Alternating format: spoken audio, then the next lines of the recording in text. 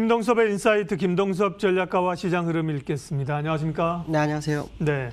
변종 코로나 우려와 함께 국내에서는 이제 환율이 1,100원 위로 올라오거나 약세이죠. 한 두 가지 정도가 당면한 좀 현안 부담인 것 같습니다. 흐름 읽어주십시오. 미국 시장이 어제, 그러니까 오늘 새벽이었죠. 하락하다가 낙폭을 줄이고 끝났어요. 그래서 혼조세를 끝났는데, 미 부양책 타결은 사실 어저께 우리나라 장중에 나왔던 뉴스였고, 그 다음에 이제 장중에 또 나왔던 게 뭐냐면 영국에서 변종 바이러스가 나왔다.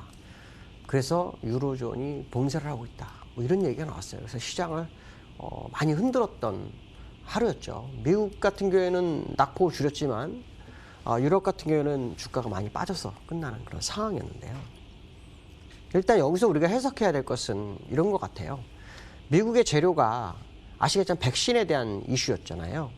그리고 또 하나는 경기 부양에 대한 민주당과 공화당의 타결 가능성, 이 두 가지였는데 일단 이 두 가지는 시장에 다 나왔어요.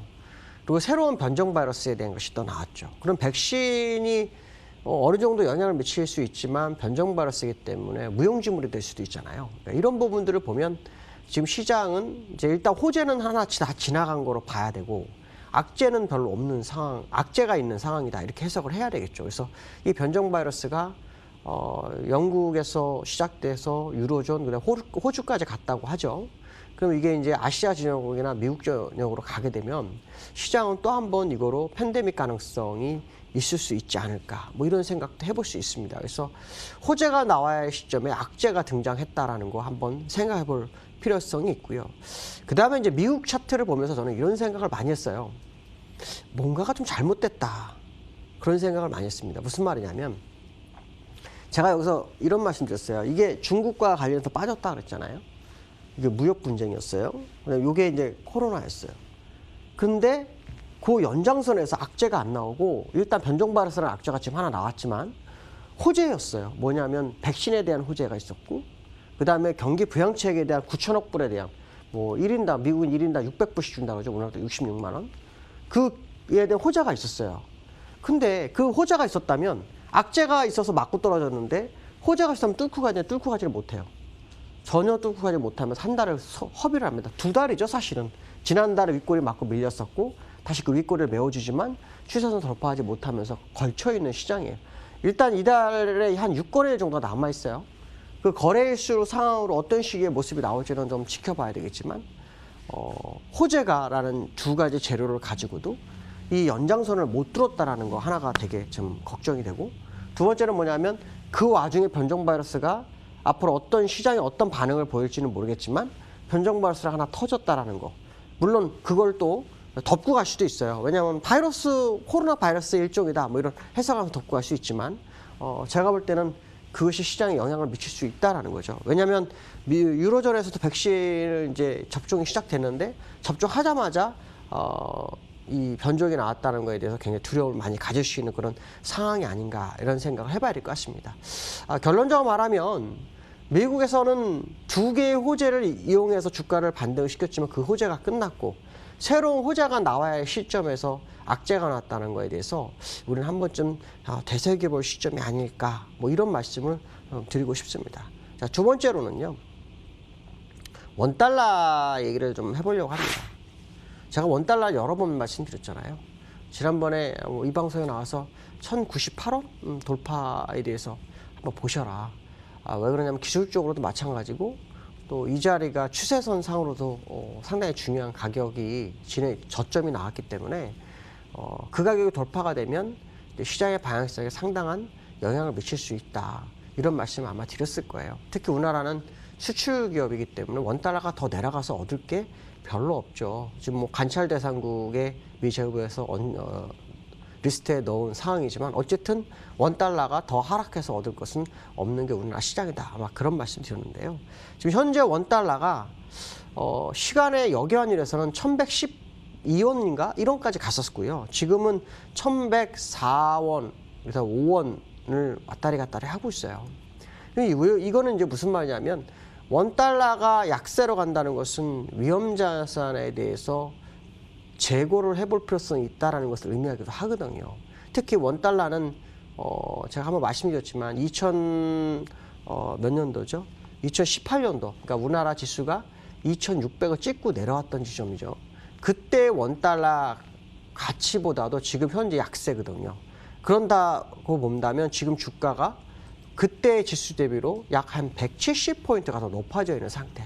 그러니까 굉장히 시장이 견고하게 받치고 있죠. 여기에는 뭐 동학개미도 있고 또 시장의 양적완에 돈이 많이 풀린 것도 있고 여러 가지 이유가 복합적으로 작용한 건 사실이에요. 그러나 분명한 것은 뭐냐면 원달러하고 현재 주가는 굉장한 차이가 있는데 그 원달러가 2018년도 최저점이었던 1,050원대까지 가지도 않고 한 70원 갔다가 그냥 되돌려서 50원, 100원, 50원 정도 더 오른 100원대에 올라섰다라는 거, 이 의미는 좀 시간을 두고 봐야 되겠다라고 말씀드리고 싶습니다. 무슨 말이냐면 원달러가 바로바로 시장에 반영을 안 해요.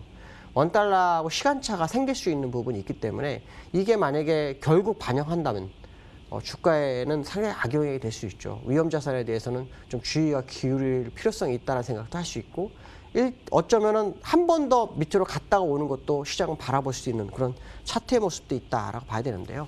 자, 기술적으로 보시면 이거예요. 지난번에 2018년도가 제가 여러 번 말씀드렸는데 이 가격이었거든요. 그때 지수는 정확하게 2,600이었어요. 2,607. 그런데 지금 그 원달러는 거기까지 못 미치고 마무리하고 아래꼬리가 생기고 올라왔는데 지금 지수는 2,700대잖아요. 그렇죠? 근데 그럼 원달러가 시장에 반영을 전혀 안 한 상황이거든요. 근데 이거는 시간차를 둔다고 본다면 한 번 더 내려왔다 가기를 바라는 시장 관계자들이 있을 거고 그냥 올라갈 거 생각할 수도 있는 부분이거든요. 근데 이 추세선상으로 고점과 고점을 연결한 연장선에서 아래꼬리가 생겼다라는 의미는 일단 대기 매수세가 원달러도 시장의 대기 매수세가 굉장히 많은 상황으로 볼 수 있지 않을까 이런 생각을 해볼 수 있어요. 그 얘기는 무슨 말이냐면 시장 투자하시는 분 입장에서는 추가로 매수를 한다는 거나 이런 게 굉장히 부담스럽게 다가올 수 있는 게 아닐까 이런 생각을 할 수 있습니다. 그렇기 때문에 시장을 바라보는 관점을 매우 긍정적인 것보다는 어느 정도 중립적인 관점에서 시장을 보는 게 좋고요. 저는 사실 기술적으로 굉장히 지금 자리가 어렵다고 보고 있거든요. 우리나라 시장, 아까 중국 시장도, 미국 시장도 마찬가지지만 우리나라 시장도 역시 마찬가지인데 현재 우리나라 시장에 투자하는 분들 입장에서는 정말 투자 많이 하고 싶은 생각이 많이 들 거다라는 생각이 많이 들었어요. 왜 그러냐면 전략 후강의 장세예요. 그러니까 전략 후강이라는 게 이게 무슨 말입니까? 최초에는 약세, 장시장에는 약세, 마지막으로 와서 강세가 돼서 플러스를 내요. 한 1포인트, 2포인트, 뭐 3, 4포인트 올려가지고 신고가를 계속 갱신해요. 그러면 투자가들 입장에서는 환호할 수밖에 없어요. 제가 걱정이 되는 게 뭐냐면 개미들을 시장에 들어와 하는 호객행일까 봐 걱정이 많이 되긴 하는데 어쨌든 계속해서 강세의 모습을 보이면서 추세선 상단선까지 갖다 붙여놓고 움직이는 모습이 계속 나오고 있다는 거죠. 그렇다 그러면 여기를 완전히 돌파해야 되는데 제가 지난번에 말씀하신 월봉은 쌍대가 나와야 한다고 말씀드렸잖아요. 그러니까 12월 달에는 제가 2740까지 말씀드린 돌파 일단 됐어요. 근데 월봉 기준이니까 아직 시간이 좀 남아있는 거죠. 6거래세에 어떤 모습이 나와야 될 거고 또 두 번째 뭐냐면 고점이라면 항상 쌍대가 나왔다고 표현을 썼는데 그 쌍대가 나왔다 그러면 그럼 1월 일부 시간까지도 이 장을 봐야 되는 거예요. 근데 계속해서 올리고 있으니까 이거에 대한 그 기대심이 굉장히 커지고 긍정론자들이 굉장히 강해질 수밖에 없는 거죠. 그러면 원달러는 벌써 이거에 대해서 반대의 포지션을 가르쳐주고 있기 때문에 아까 말씀하신 중립에 대한 부분을 말씀드리고 싶고요. 만약에 이걸 가지고 매매하신 분 입장에서 시장을 본다면 저는 2740 안으로 내려온다면 주의를 기울여라 말씀드리고 싶어요. 제가 얼마 전에 그런 말씀 드렸어요. 우리나라 시장이 코로나로 인해 빠졌다가 코로나로 인해 주가가 올라왔기 때문에 코로나로 인해서 빠질 수 있기 때문에 제약주나 이런 종목 관심을 가지라고 제가 말씀을 드렸었는데 지금도 그 변함이 없어요. 특히 우리나라 같은 경우는 이제 백신의 확보에 대한 얘기가 정확하게 나오지 않고 있잖아요. 전 세계는 백신을 접종하고 있는 상황이에요. 그 얘기 무슨 말이냐면 우리나라의 그 제약이나 이런 기업들이 백신에 대한 부분이 나올 수 있다는 거죠. 그거에 대한 뭐 연구, 진행 이런 거. 그러니까 결국 시장은 그 종목들 일부 받칠 수 있겠지만 다른 종목에서는 경기 민감지에서는 굉장히 어려울 수 있다는 거죠. 그러면 주가는 주춤할 수 있는 그런 부분이 좀 있을 수 있다는 생각 해봐야 될 것 같고요. 특히 외국인들 요즘 계속 매도하고 있어요. 그래서 동학개미가 재주를 부리고 실익은 외인이 갖는다 이런 얘기도 나오는 이유가 바로 그 부분이거든요. 그래서 매매에 있어서 상당히 좀 신중을 기해야 될 것 같다라고 말씀드릴 수 있고요. 특히 코스닥 보시면 계속 코스닥 거래소하고 엇박자가 나죠. 근데 코스닥이 좀 더 강해요. 그거는 이 추세 연장선에 공간이 좀 남아 있어요. 이 자리까지 거의 한 20포인트 정도 남아 있어요. 그러니까 코스닥은 오히려 거래소보다 굉장히 강한 모습을 연출할 수밖에 없는 그런 상황이 나올 수 있다는 거죠. 그러나 분명한 것은 이건 확실하다는 거죠. 제일 많이 들어간 종목, 그러니까 개인이 가장 많이 들어간 코스닥이라는 거. 그 얘기 무슨 말이냐면 시장을 받칠 힘이 거래소보다는 코스닥이 더 약하다는 거예요. 그러니까 내려올 때도 더 빨리 내려올 수 있다는 생각을 해봐야 될 것 같다. 그렇기 때문에 우리가 매매하는 데 있어서 좀 주의를 기울여야 한다라고 말씀드리고 싶고요. 어쨌든 오늘 요 근래 시장은 전약 후강의 모습을 보이면서 상당한 강한 모습을 보이고 있지만 이거는 방향성을 바꾸기 위한 전략일 수도 있다. 자, 무슨 말이냐면 아래로 가기 위한 전략일 수도 있고 아니면 정말 시장에서 큰 상승을 바라는 사람이 많잖아요. 큰 상승을 위해서 에너지를 축적하는 거냐 분산이냐 둘 중에 하나일 거라는 거죠. 결론적으로 말하면 이제 시장의 방향성에 대해서 결과는 이제 조만간 나올 거다. 그러나 분명하게 말씀드리고 싶은 것은 뭐냐면 2740 밑으로 갈 땐 주의를 가셔야 되고 원달러가 만약에 1120원까지 치고 올라가는 모습이 나온다면 그땐 정말 주의해서 시장 접근을 하셔야 되겠다라고 말씀드리고 싶습니다. 오늘 여기까지 하겠습니다. 감사합니다.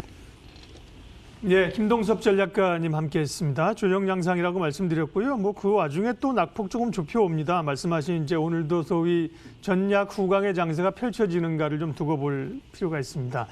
시장 공감텐 오늘은 여기까지 하겠습니다. 오늘도 함께해 주셔서 고맙습니다.